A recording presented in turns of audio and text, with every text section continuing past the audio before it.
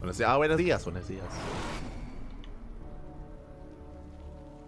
They should give Brutal Orbitals, Queens, and Mac and Chrono. That would make them too similar. That goes. I feel like that goes against the point of the mod. The point is to have them distinctly different. Like that's the whole point. So I would push back against anyone wanting to make the Brutal races more like SC2. Like that's may as well just play SC2. Like they can compete, they can be comparable with the SC2 counterparts without those mechanics, I would believe. But here we go, spawning in the top left hand corner of Vermeer, we have the SC2 Zerg player. We have the red Zerg from South Korea. It is Rumeith. And spawning in the bottom left hand corner, we have the South Korean Terran player. We have the blue Terran, the Brood War Terran. It is Kiwian. We go. Here we go as we are setting up.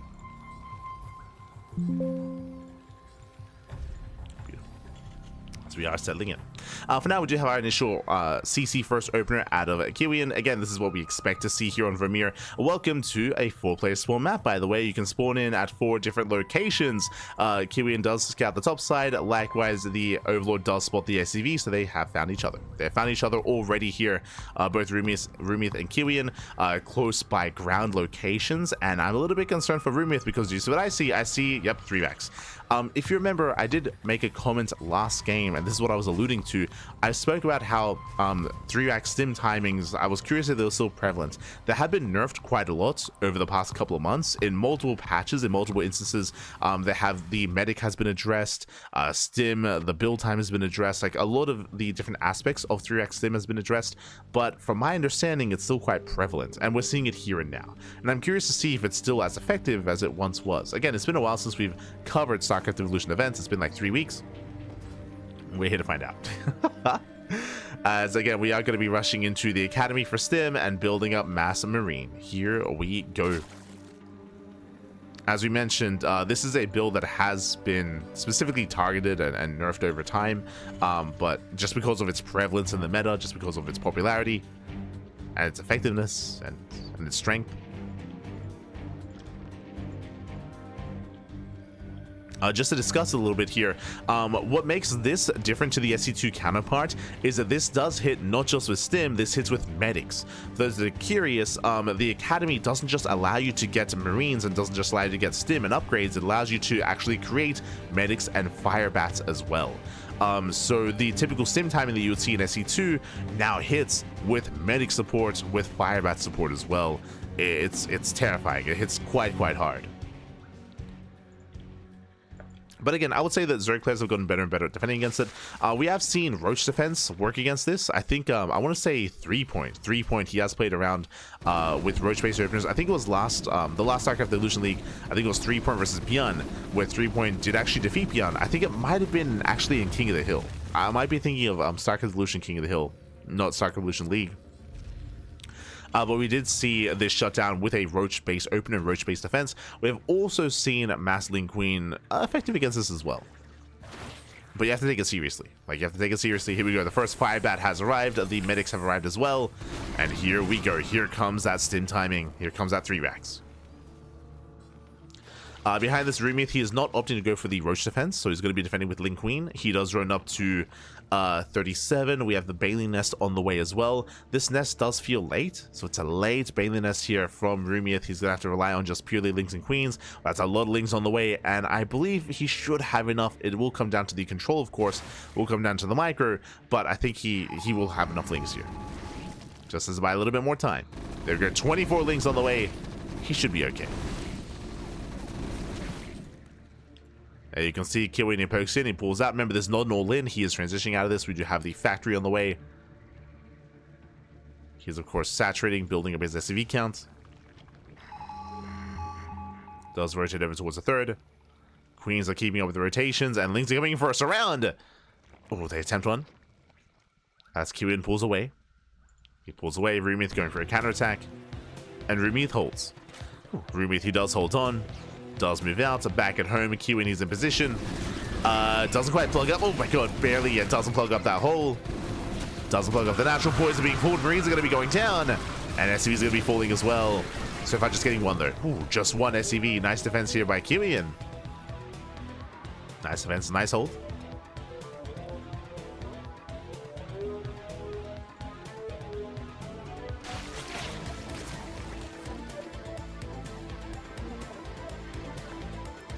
Meanwhile, Lair is on the way. Taking extra gases.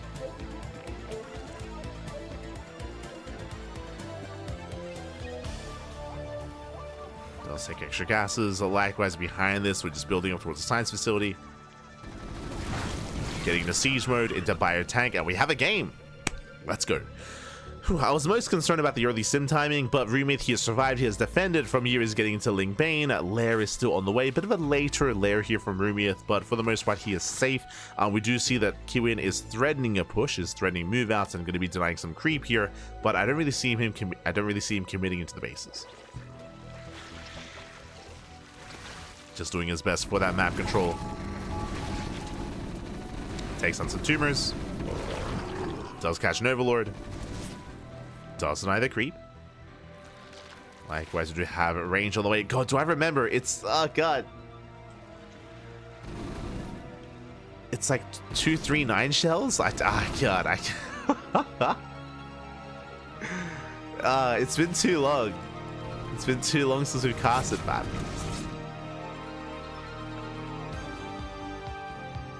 $369? Range on the way. We'll find out soon. 2, 3, 4. There we go. 2, 3, 4 rounds. We were close. We were close. As so far, the main army gets called out. No medics here, also no dropships, I should say. Nice skill up here by Rumeith. Shuts down the force on the right. Defends against the drop on the left. So far, he is keeping up. He's holding, he's defending. And Kiwian, he's in trouble here. He has to race back home, or he has nothing to race back home. Getting into a radiate. You love to see it.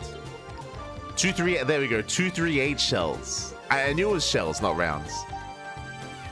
Off by 4. Meter. Off by 4. We were close. What did I say? I said 239 initially. 238. 238. We'll remember for next time. We'll remember. Close, close.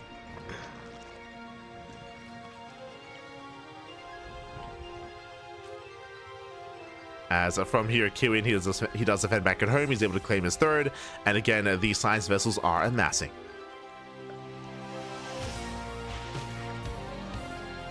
Getting those erasers ready. Do love to see it. From here, Rumeith droning up, getting up to almost 80 workers, embracing Ling Bane Hydra, at least initially. No further tech yet. There's no infestation for Hive. There's no lurker den, just committing into a lair-based composition. Likewise, Kiwian still has some room to breathe. Because, or I should say, he has some room to grow. Because he just got cleaned up. Remember, he lost a drop on the left. He lost another double drop on the right. Essentially, double drop worth of units. He's lost so much. Oh, going for the irradiate. This is risky what he's going for, but because of all those losses, he has lost map control for the most part. I'm not too fond of the idea of being proactive like that with Irradiate. Energy here is quite limited for Kiwian, and as you can see, the way that Irradiate works, it does a lot of AoE damage, but if the unit that gets irradiated dies, then it expires, then Irradiate runs out. And likewise, now we have one less Irradiate in the near future, which can be scary. We have casted Kiwian before, irradiate prematurely, and then not have irradiate for the main fight. Like that has happened to Kiwian in the past. So we'll keep an eye on the energy. We'll keep an eye on how many irradiates are available.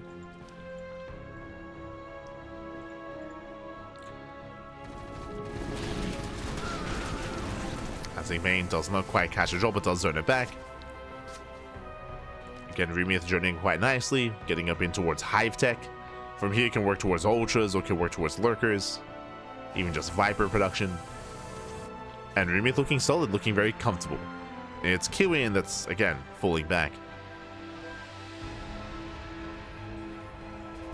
Just because of the open. Remember, like, because he lost so much supply earlier, he's just been stuck at home. Hasn't been able to be too active.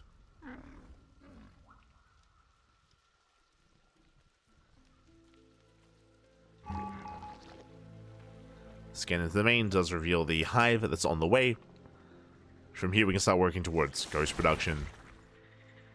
Or just turtling up even further, I suppose. Oh! Kiwian, late to react. Late to react. Does save 2 Marines.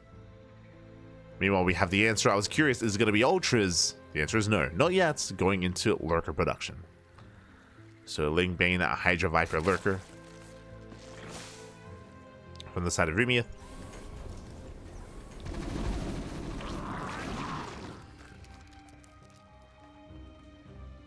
You know what Kiwian, he does start to move out. Rumeith, he's maxed, by the way, and he's set up here with a concave. It radiates on some banelings. Radiate on a Hydra. Getting some damage. Here comes a surround. And we're down to 2 radiates. There's one nice radiate here on the Hydras. But banelings are rolling in. They're collapsing in the army. Tanks are too far back. And the tanks are going to be going down. Catching out. Oh, just one though. Okay, just the one tank. Rumeith, he plays it safe. Does play it safe. Does pull away. But alas, Kiwian, he lost a lot there in that fight. He bled out so many Marines, so many medics as well. Once again, losing map control. He does preserve his science vessels, though. True. Oh, did you see that? That's an interesting response here. Rumeith, his Hydra got targeted, and he killed his own Hydra to eliminate the irradiates. I mean, that works. he just killed his own Hydra. True. That'll do it. Feels bad, man, but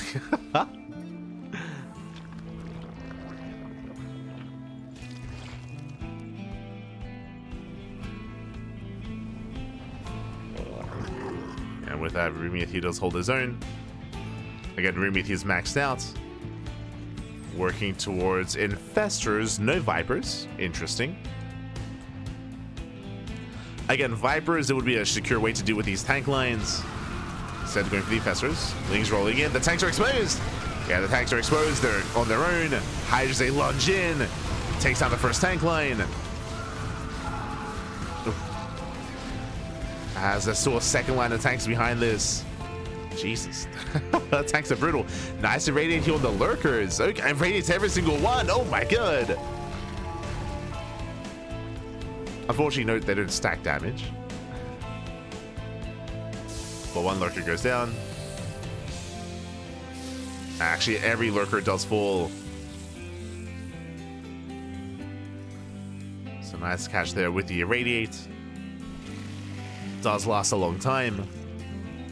And that's typically why ideally you want to be targeting high HP units, whether it's Ultras, whether it's Lurkers.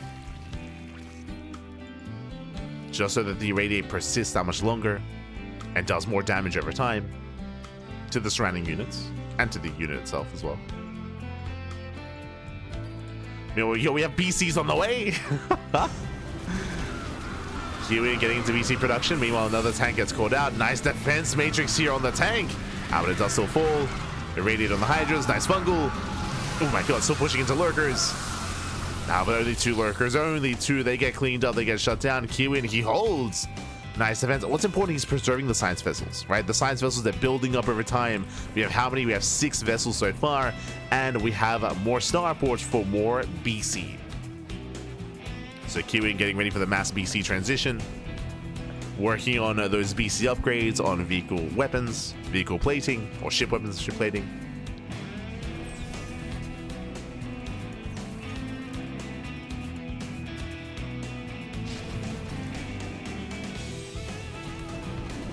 And again, I'm still a little bit critical here of Rumeith not going into Vipers. Like, the tanks have been a problem. They have been a real problem here.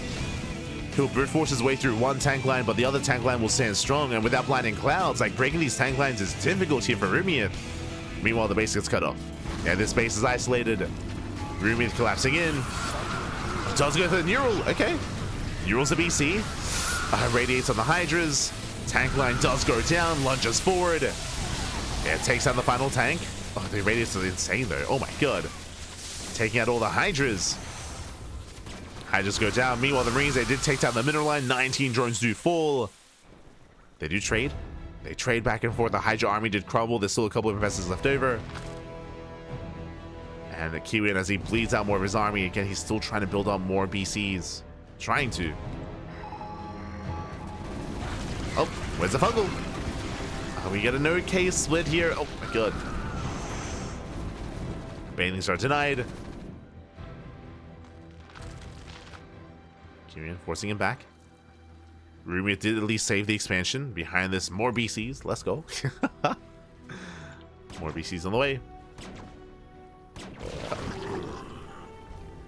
Pew. God.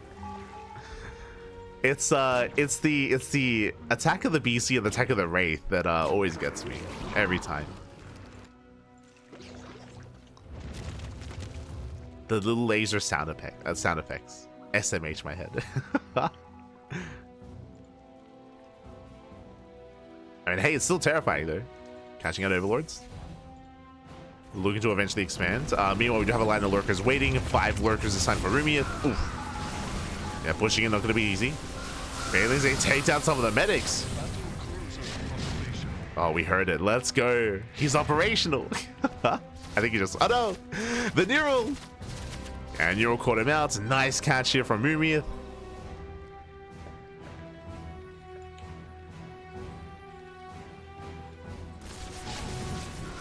As we do irradiate the lurkers. Yeah, lurkers are cleaned up. Nice irradiate here by Kiwian. Once again, it gets into the mineral line, and once again, these drones, there's no way out for them. Fungal doesn't quite connect. Hydras are exposed.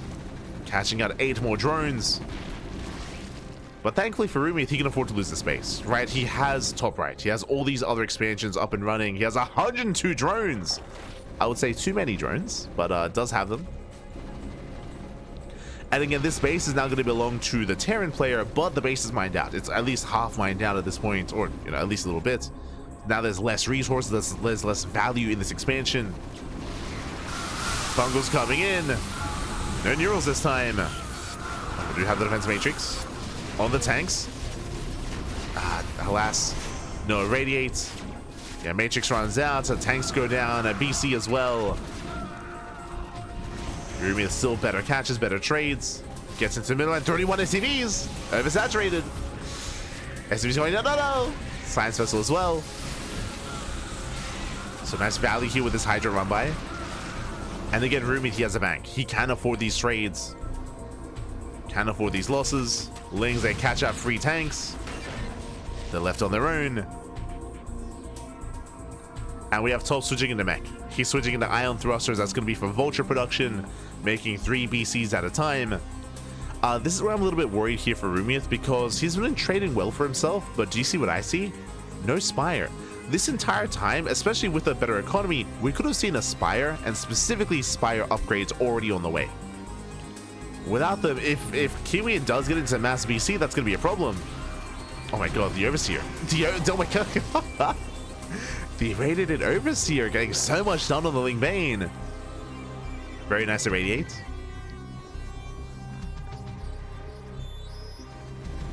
But the anti-air army here is a concern to me. The Rumeith is in a way lacking. The Hydras are holding their own for now.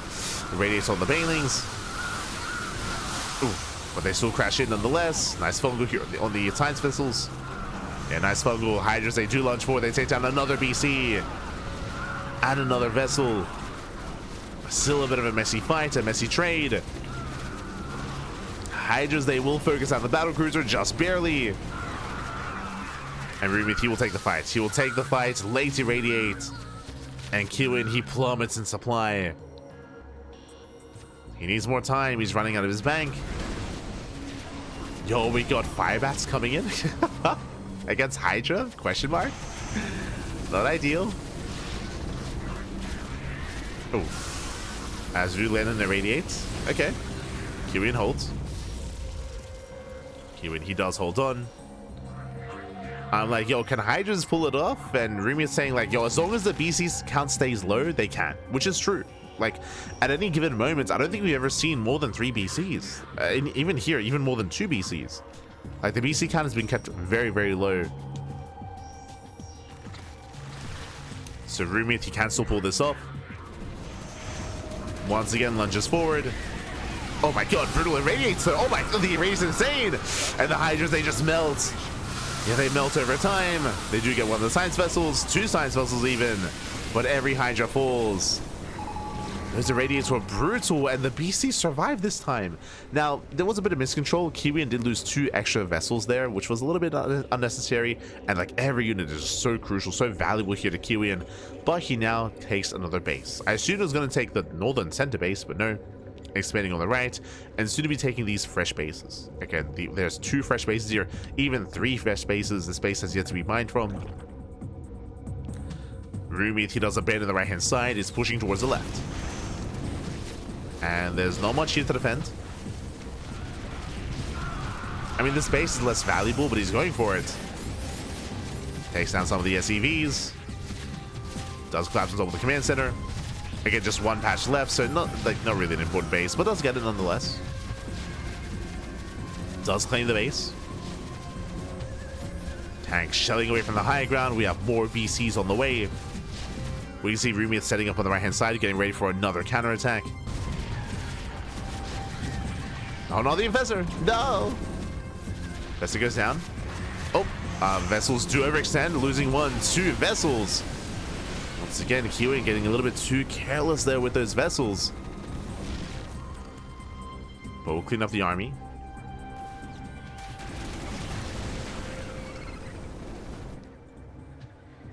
Does clean up.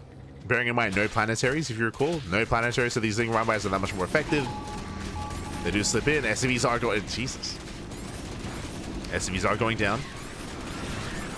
Oh, losing up to 10. And look at the worker disparity here. We have 103 drones up against 39 SCVs. Ay, ay, ay. I mean, it's not like we're mining too inefficiently here. Not like we're missing out on many minerals. We're doing another base. Another expansion, another base. So Kiwian can keep going. Meanwhile, he's built up to 5 battle cruisers.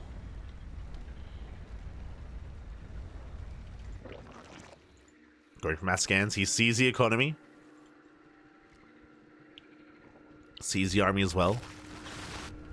It's very imposing, very intimidating. Rumeith is maxed out. There's so many investors. And we spoke about like how do you deal with like this mass BC army with Ling Bane, Hydra, Infestor with Neurals. I mean, technically he might be able to just Neural every single BC. True. If he can get close enough.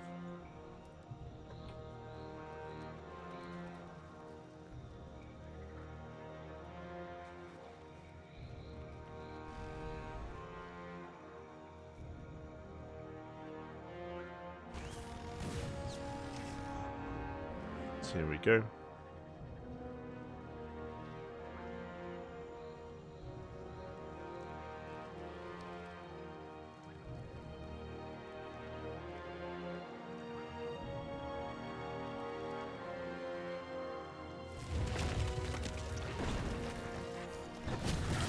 As the vultures, they do get into the mineral line.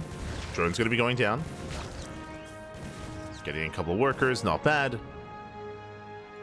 Likewise, Rumeith rotating over.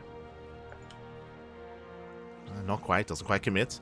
He is giving Kiwian time to max, which I'm a little bit shocked by, but yeah, Kiwian, he's maxed out. He's maxed out. He can take a fight. Looking at the army size, looking at the composition, only 5 BCs, only 3 vessels. I mean, this also shows just how little economy Kiwian has. The remax here is mainly on bio. It's mainly marine, medic, and firebat. Like that's the bulk of the army here for Kiwian. So the soup does lie. Yeah, the soup does lie here. One army is not quite like the other. This is a very cheap army here for Kiwian. And we do see that Rumeith is just wooling him in. Yeah, we have a line of lurkers, line of spores. Is wooling him in.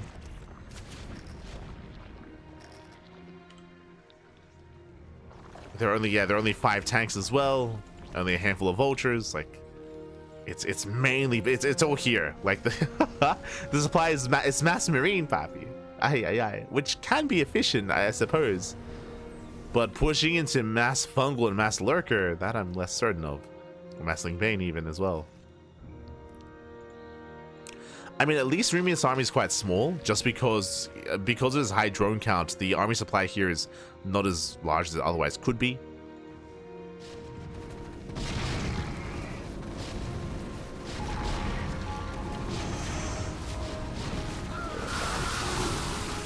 Does collapse in.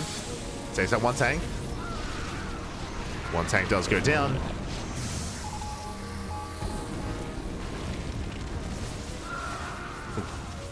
Lurker shots going up.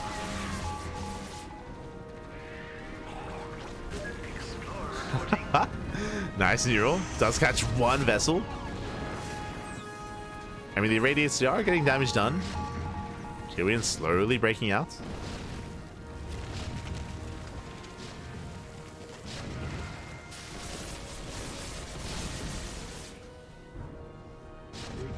Does break out. Comes in with a mass neural. Oh my god. It does neural, catching out two of those BCs. Oh, the neural's running out though. Try to go for the irradiate. Irradiate's popping off. Does neural every single BC. Fungal as well, and the bio army crumbles. Yeah, the Marines, they just get completely shut down, and with that Rumeith, he will overwhelm. He will break on through. There's only medics remaining. They can't do anything. There's no optic flare. Yeah, and again, they just have no supports.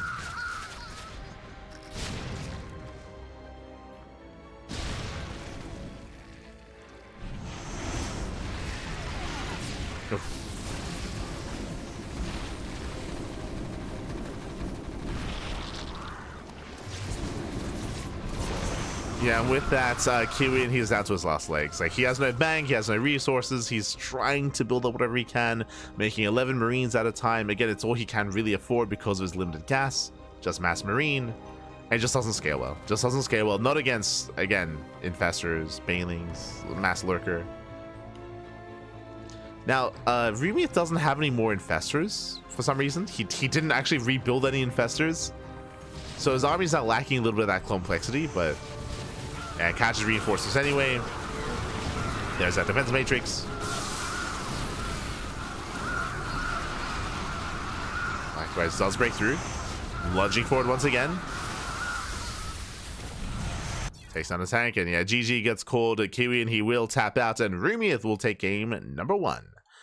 Whew, GG. And again, that was only game 1 of the series. Game 1 does go in favor. Again, Kiwian unfortunately had a really hard, I mean, he had a really rough early game, if you recall. Early to mid game, where he lost a lot of map control. He lost a lot of units early on, so he had to just relinquish map control to the Zerg player. Rumeith just took full advantage, just mass expanded. And even though Kiwian was working towards an impressive army, he was working towards mass vessel, mass BC, alongside bio tank, he was being a little bit careless with some high-tech units. I'm referring to bleeding out so many vessels throughout the course of the game. And I do have to give credit where credit is due, specifically to Rumeith when it came to sniping BCs. He was doing a great job diving in and picking off one BC at a time to make sure that they never really got out of hand, they never got out of control.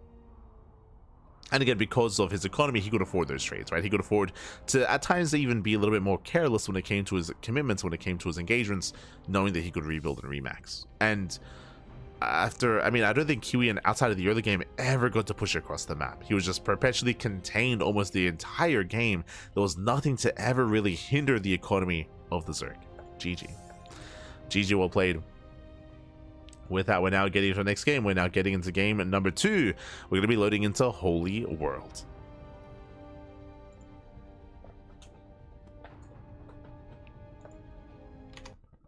Which is a 4-player spawn map.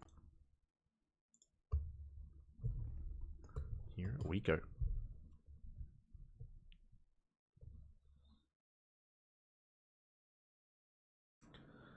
Here we go. As we are stepping in and spawning in the top left-hand corner here of Holy World, we have the red Zerg player. We have the South Korean Zerg leading the series 1-0. It is Rumeith. And spawning in the bottom right-hand corner, we have the South Korean Terran player, the Brood War Terran. Down in the series, we'll see if he bounce back. We'll see if he can force the ace match. It is Kiwian.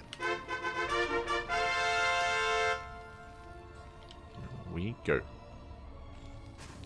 But again, it was a bit of a desperate game from Kiwian last game. Again, like he was stuck with a subpar army because he had a subpar economy, and he was just having a really hard time trading and being efficient and getting into a longer game. He was just brought down time and time again. So he was stuck in a really weird game state when it came to his economy. Also, when it came to his, I mean, not just economy, when it came to his composition. But now we load into Holy World. Now, we have yet to experience a proper macro game on Holy World, like what we just saw. We've seen a lot of all-ins, a lot of aggression, and more all-ins and more aggression on Holy World. We'll see if that continues. For now, CC first. CC first. And again, this is a 4-player spawn map. You can see here Overlord being sent towards the right-hand side, Overlord sent across the map as well. Ooh, hatch before pool here. Very greedy by Rumeith. So hatch, I would imagine gas pool as well. Jesus. So the greed is real. So CC first at a Kiwian. Hatch, pool, late gas from Rumeith. Now, because the gases are going to be so late here, we'll see if he even invests into link speed or if he does go straight for roaches instead. Keep an eye on our Zerg.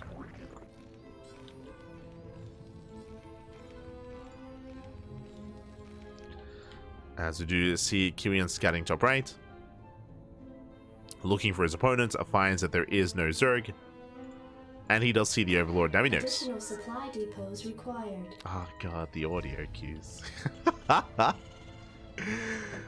Makes me want to play Brood War again. Este Kiwian. Let's go.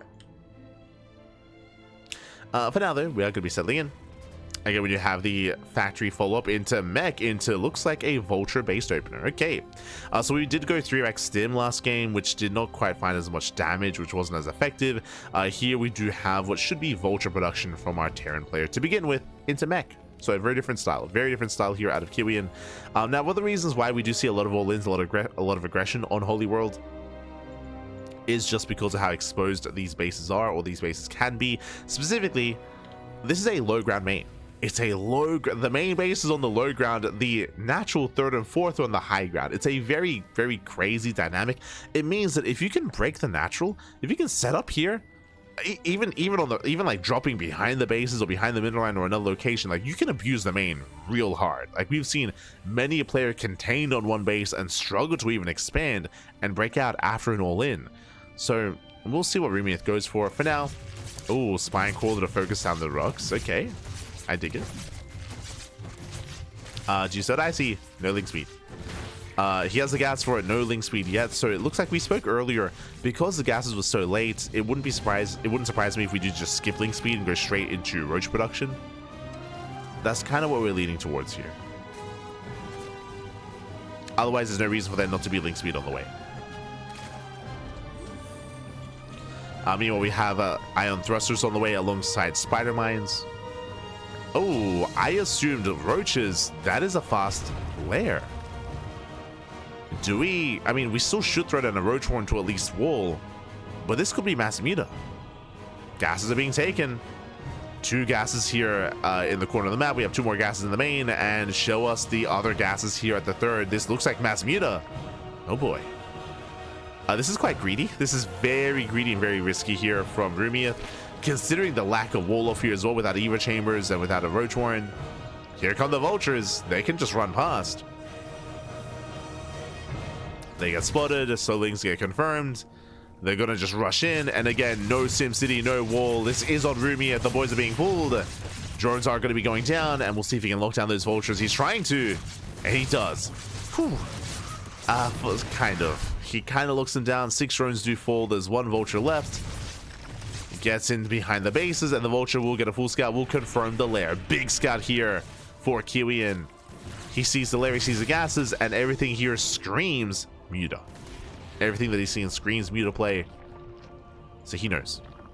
And again, we just rally in. And again, like, this is on Rumeith. He chose not to wall. He did choose not to wall off. Ooh. Spider-Mines on the queens. Vultures, they keep rushing in. Getting another 9 drones. And counting. Getting it to 10. 10 workers going down. And we just keep running in. Yeah, we just... He's like, hey, you're not going to wall off? Okay. I'll abuse that. If you want to just let me in, then sure. I'll make myself at home. As he just keeps rallying. This is a bit of a PSA if you're out there, if you're a Zerg player. Remember to wall up. Aye, aye, aye. 13 drone, 14 workers again. This is all because of the vulture run-bys as well. Just purely vulture run-bys. 14 drones. Now, seeing this concerns me. Remember what we just mentioned. He saw the lair, he saw the gases, he saw the lack of tech. Everything he's seen, it all points towards mutas, it all points towards Spire. He hasn't seen the Spire itself, but he doesn't have to. But he's still making vultures. Where are the Goliaths is what I want to know. We should be working towards a Goliath tech here. We have 0 anti-air. Now he does get proper confirmation, but he should have known this by now already. Yeah, his drones are going to be falling. Still gets 5 more drone kills. There we go. Now we have the Goliath upgrade on the way. And mutas have arrived. Oh, it takes so long to deal with this though. Vultures, they just keep rushing in. Once again into another mineral line. I'm afraid to look. How many drones have gone down so far? 22! 22 drone kills. We have the minefield right outside. Mutas are on the way, and here come the Goliaths. Now, is this too late? Have we waited too long for Goliath production? What do we have? We have plenty of turrets. Yeah, we're good. We're more. Look at this. We're more than fine. Plenty of turrets in position. Turrets, they protect the production. They protect the mineral lines. Only 1 turret here at the pocket base, which is a little bit concerning. But overall, Kiwian, he's perfectly safe and sound. Yo, Rumeith, it's like if Hero played Zerg. It's like, ah, no. No wall, Bappy, no wall.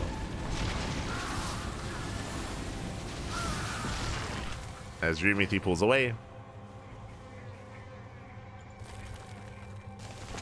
Yo, Rumeith, Hero confirmed? Maybe.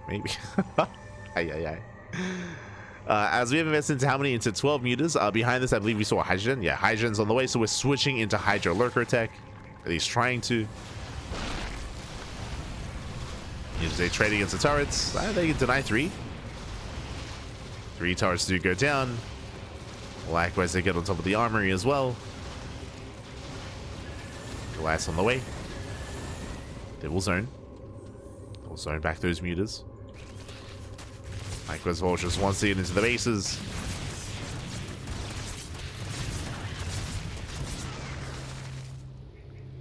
And again, you'd see the same dynamic between mech and fast muta play as well in SC2, except instead of vultures, it'd just be blue flame hellion run-bys. You just run in with blue flame hellions into the mineral lines, and we'd see the same dynamic, which is often why you do need to wall off if you're going into mutas like this.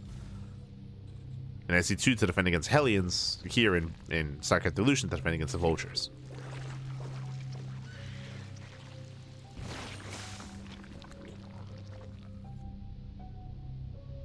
And home from here, Kiwian, he's moving out. He's here to end it. Let's go. Moving through those disruption webs.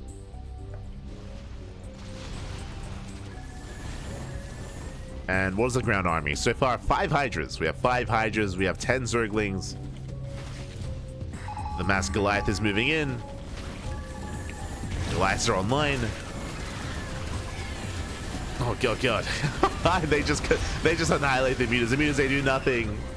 They can't do nothing. The mini Thors are here. Let's go. They stutter step in. Again, Rumeith, he cannot engage, not like this. He'll lose every single muta. And now it's just Hydras remaining. And hey, Goliaths, they can hold their own against ground units as well. Yeah, they do work their way. Oh, they try to work their way through. Never mind. Things have arrived. Nice stutter stepping there out of Kiwian. Does pull away. Oh, the spider mines! Oh no! Oh my god. Whew. Spider mines, they barely don't connect. Yeah, with that Rumeith, he's holding. He's holding on! And behind this reinforcement with pure Ling Hydra. Let's go. Does move out. A tank has sieged. He can hold the line. A tank blow is going off. Hydras are melting here. Assuming tank shots. There we go. Assuming tank shots are on the Hydras. Ooh, has to fall back to the tank though. Does have to fall back. And Kiwian holds. Whew, he does hold the line. We can see here we have spider mines denying bases. He can't expand. The drone can't expand. Oh no. The spider mines. I didn't get to explain this yet for the newer viewers, but spider mines, they only trigger on units that are actually on the ground. And workers, I should say, probes alongside drones, alongside SCVs, alongside some other key units, they count as hovering units. They're not technically touching the ground. So they don't trigger the sensors on spider mines. Ooh, it's vultures thrown away. Vulture's another one of those units where a vulture is technically a hovering unit. Technically hovering. They can still take damage from a spider mine, as they do AoE damage, but they don't get triggered.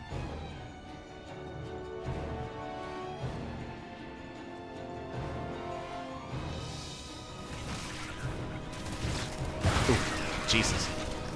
Spider mines, they do shut down the lings. See, once again, it's just trying to kite the army through the minefield. But this time there's detection. The mutas and hydras, they clean up the minefield. They do clean up.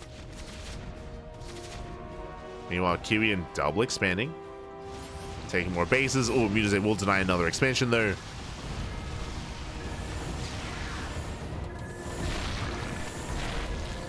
He's got his Goliaths. He can hold his own. Oh, as it's going to be a one-way trip for these vultures. And I don't think they can force a cancel, unfortunately. Yeah, the vultures are being hunted down. There's no way out of this. No. Oh, they're going to try to run past. Yeah, they won't be able to. Won't quite be able to. And Rumeith finally expands. Rumeith does get an expansion. Does claim a base. Clearing up the center. Meanwhile, this entire time, while the vultures were buying time and distracting the army, Kiwian has built up a tank count. He's built up a hefty tank count here. He's got 9 tanks. He's got a couple of science vessels as well. Irradiate has been researched. I think he doesn't want to waste it. Holding onto those irradiates. Oh, it does get one off here on the hydras. The hydra gets targeted. As you mentioned, you can kill your own units to get rid of the irradiate.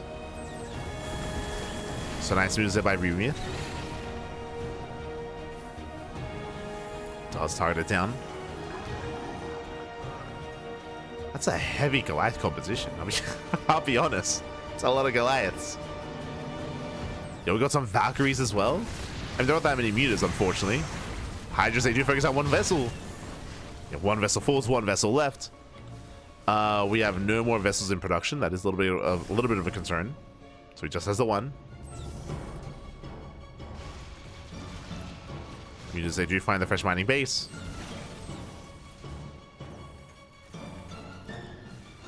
I miss the ET209s. True. Oh no. Oh no.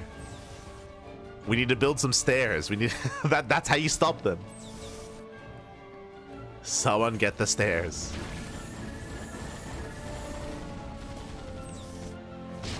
Thankfully, we have accessible ramps here on these maps. As we do coming from behind, the disruption web actually coming into play. And there we go. It does cause the Goliaths to be more exposed. Decent concave there from Rumeith. Shuts down the Goliaths. Again, these are like static disruption webs that can impact these fights.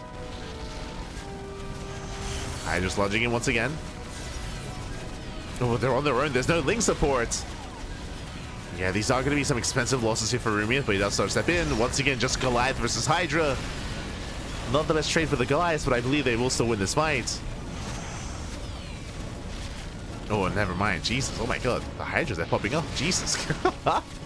Hydras, they trade well. Here come the reinforcements. And again, the tank line is not helping. These tanks are off on their own. And they're caught out. Kiwian out of position. Completely cut off. The tanks are on their own. The Goliaths are on their own. They're not together. And with that, Rumeith, he will take the fight. He will catch Kiwian with his pants down. Once again, lunging forward.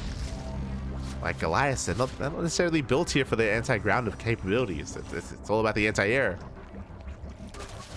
Speaking of, base is denied. Base is denied.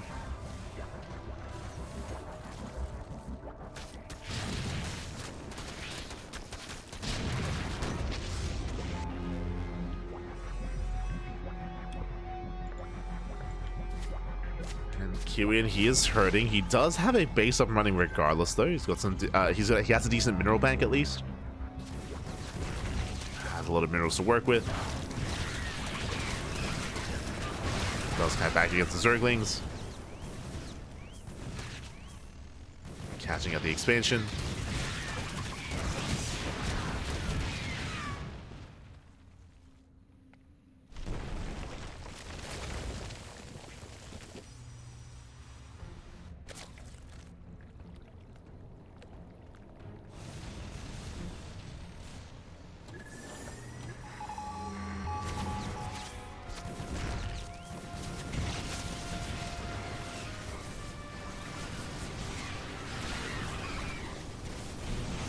Ooh, as the Hydras, they do try to lunge into the tank line. Oh, god. Rumeith, he gets punished. He gets punished hard here. The tank line does overwhelm.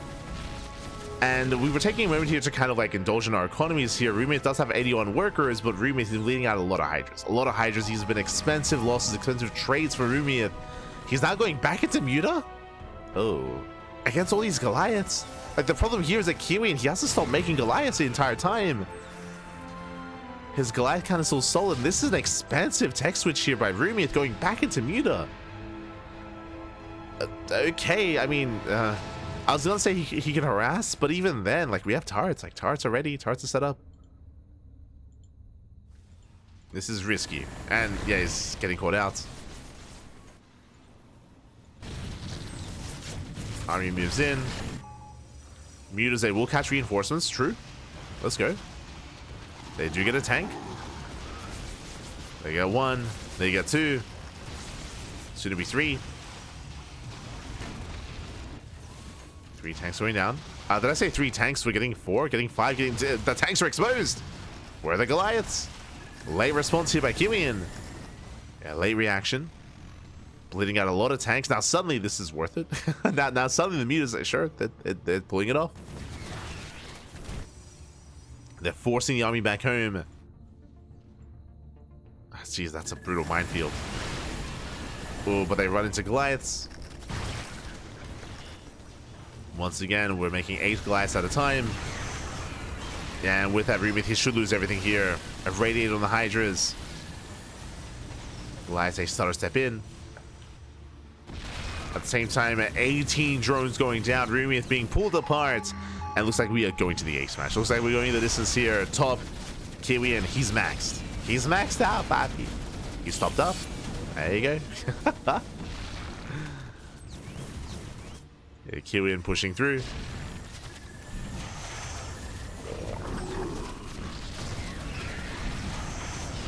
Likewise, another radiate. Here is going to be cleaned up, and GG gets called. Rumeith, he's out of money, out of resources, and Kiwian will tie the series 1-1. We are going to the ace match. GG. Ooh, GG, well played again. We are going the distance. We're going all the way to game 3. Again, Rumeith, he was being a little bit wasteful at times when it comes to his army, losing a lot of Hydras, a lot of Mutas as well. These are very expensive, especially gas-intensive units. And unfortunately, again, he was trading with the Terran themselves, of course, with a more efficient composition, able to take more bases, able to take more trades, able to take more fights. GG, well played. There were some nice moments though out of Rumeith. I was really impressed by him catching out some straight tanks whenever he could. He was able to catch out a lot of tanks at times, but overall still just expensive losses for Rumeith. He was staying on a very low link count. Likewise, just like we've seen in games prior, no Vipers, limited spellcasters. Just trying to brute force it with Hydra, Muta, and yeah, again, just in the end couldn't quite afford those kind of trades. Not here, not on Holy World. GG, well played. With that, we're going into the ace match. We're going to be loading into Purity and Industry, an old StarCraft 2 map that has been ported over for StarCraft Evolution. I still don't know why.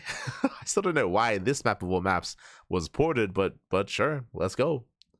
We're loading into Purity. Here we go.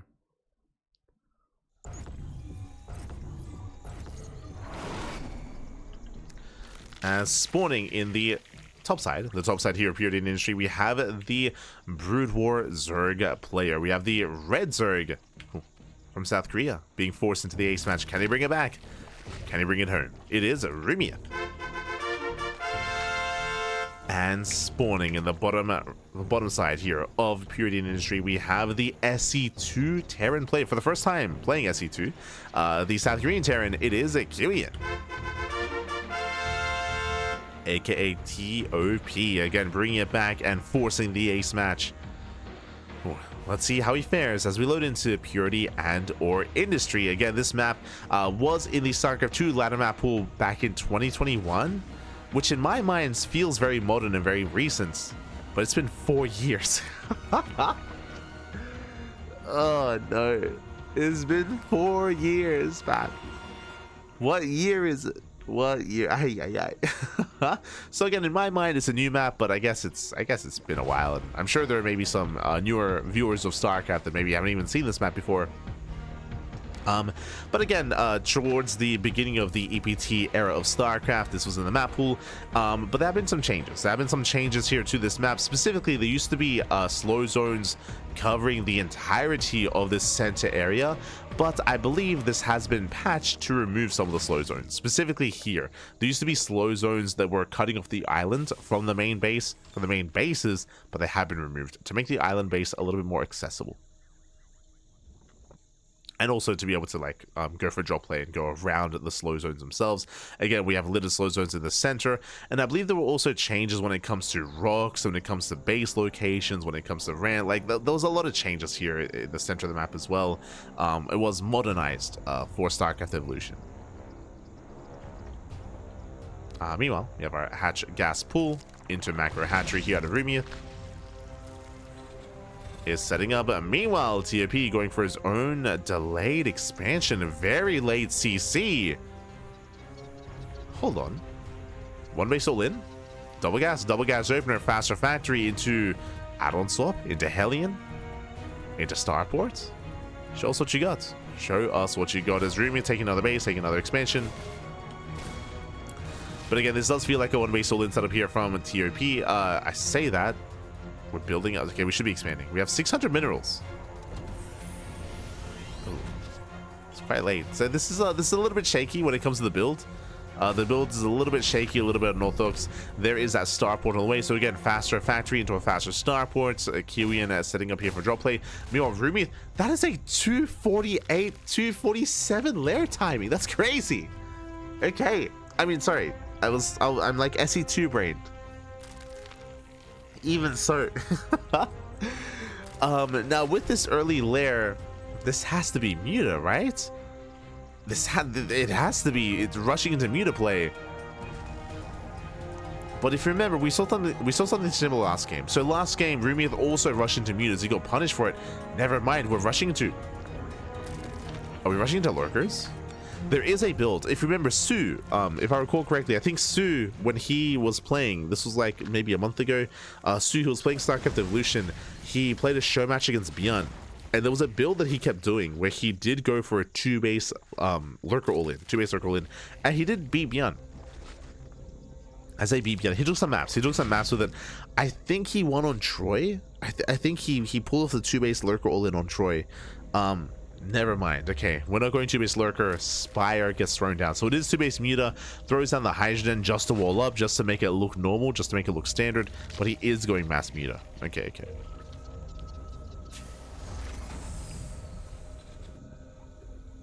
Here we go. So that's what we originally thought. So the hydrogen was just there to throw off his opponent.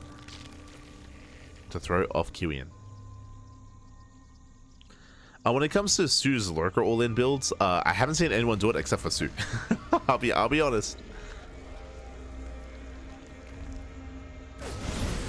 But here we go. We do have the Liberator into the main base. Hellion towards the left-hand side as well. Again, barely anything to defend back at home. Drones are going down.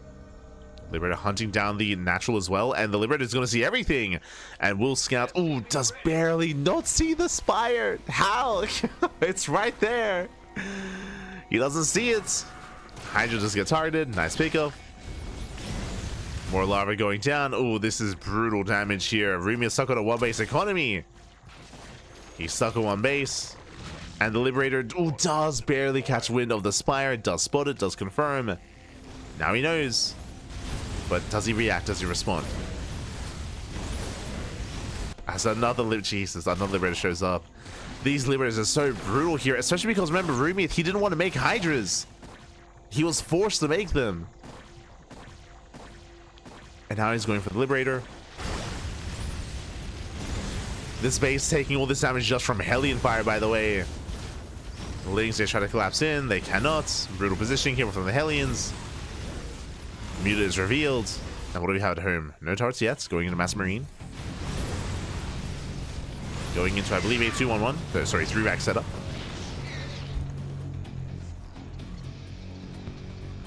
It does go for that 3-rack setup.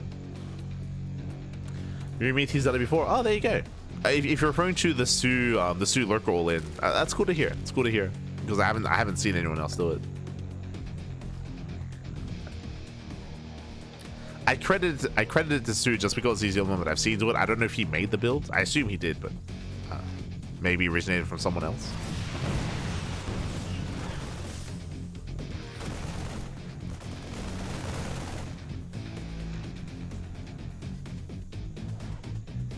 As lurkers are on the way. Rumeith rotating over.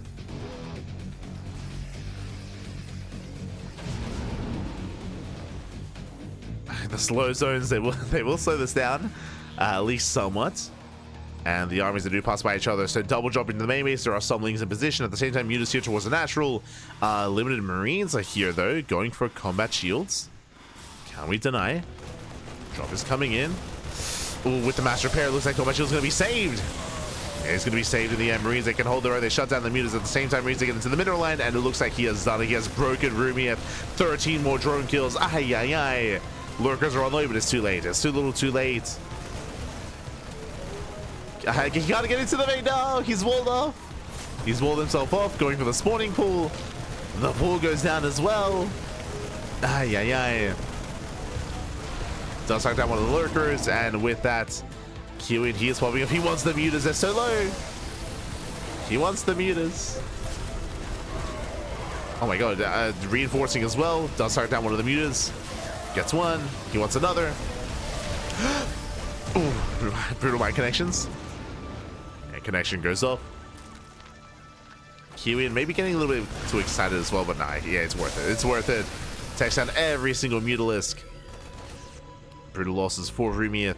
Down to 34 drones, barely an economy. Sure, he's building up towards Hydra Lurker, but again, the economy isn't there. Kiwian behind this, getting his own third on location. Building up his own economy.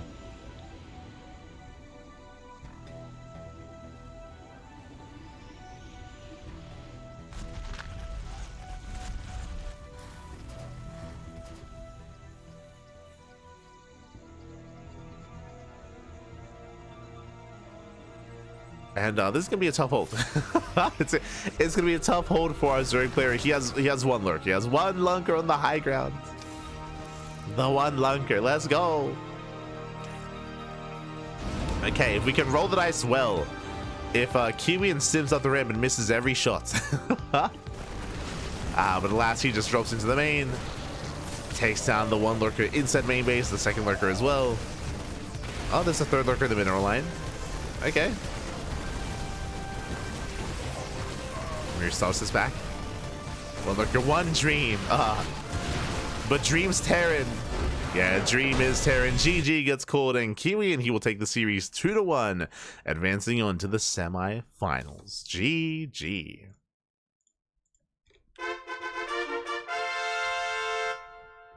GG, well played. Kiwian, he will claim the series. He will advance on into the semis. A very intense back and forth here between Kiwian and Rumeith. Again, Rumeith, 2 games, he was so greedy, and he was punished for that greed. I didn't even get to talk about it. Remember last game?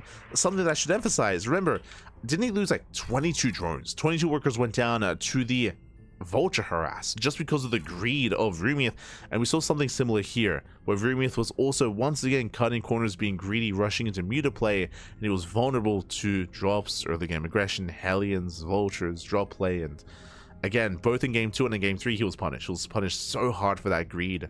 GG. GG, well played.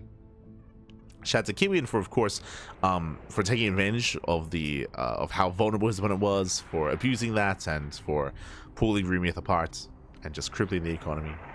GG, well played. Again, just a really rough early to mid game for Rumeith in both game 2 and game 3 was punished, and with that we have our top 4. Let's go.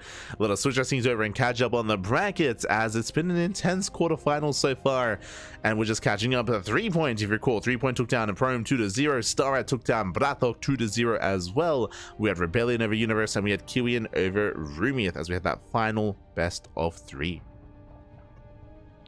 And with that, that leads us into our next series. That leads us into the semi-finals. We have our top 4 players. We have 3 points, StarCraft, Rebellion, and Kiwian. We're going to face off in, I believe, best of 5s. That was a recent change, of course, that was made to make the semi-finals instead of best of 3s, best of 5s, to give us some more games to make the series a little bit longer as well, and to make them that much more exciting, I'm sure. So with that, we're going to be going on a short break. We're going to be going on a break here, and when we return, we will have the upper semis, lower semis, and then a grand finals thereafter. Oh boy, we do need some time to set up. So take the time to get some snacks, get some food, get some water, drain your disruptors, massage your marines, and we will be back soon with our semis. See you soon. See you soon after the break. See you soon, Pappy. See you soon.